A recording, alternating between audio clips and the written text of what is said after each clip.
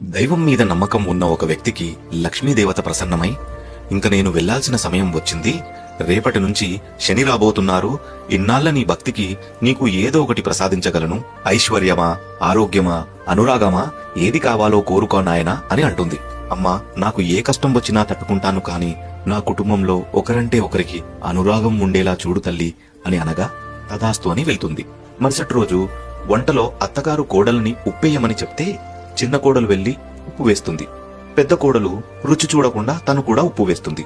భోజనానికి వచ్చిన పెద్దాయన రుచి చూడగానే శని ప్రభావం మొదలైందని తెలుసుకొని ఏమీ మాట్లాడకుండా తిని వెళ్లిపోతాడు.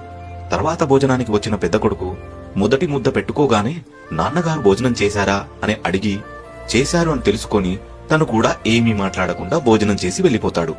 చివరగా భోజనానికి వచ్చిన చిన్న కొడుకు కూడా మారు మాట్లాడకుండా భోజనం చేసి వెళ్లిపోతాడు. ఆ తర్వాత ఒకరొకరు తన భర్తలు భోజనం చేశారని తెలిసి వారు కూడా మౌనంగా భోజనం చేసేస్తారు. ఇదంతా చూసిన శని ఆ రాత్రి పెద్దాయన దగ్గరికి వెళ్లి, ఇంక నేను వెళ్తున్నాను, ఇంట్లో వాళ్ళందరూ కలిసి కిలో ఉప్పు తిన్నారు, కానీ చిన్న గొడవ కూడా అవలేదు, ఇలాంటి చోట నేను ఉండలేను అని చెప్పి వెళ్లిపోతాడు. ఆ మరుసటి రోజే లక్ష్మీదేవి మళ్లీ ఇంట్లో అడుగు పెడుతుంది. నీతేంటంటే, ఏ కుటుంబంలో అయితే ప్రేమ అనురాగం అర్థం చేసుకునే గుణం ఉంటుందో వాళ్ళ ఇంట్లో ఎప్పుడూ అష్ట ఐశ్వర్యాలు వెలసిల్లుతాయి.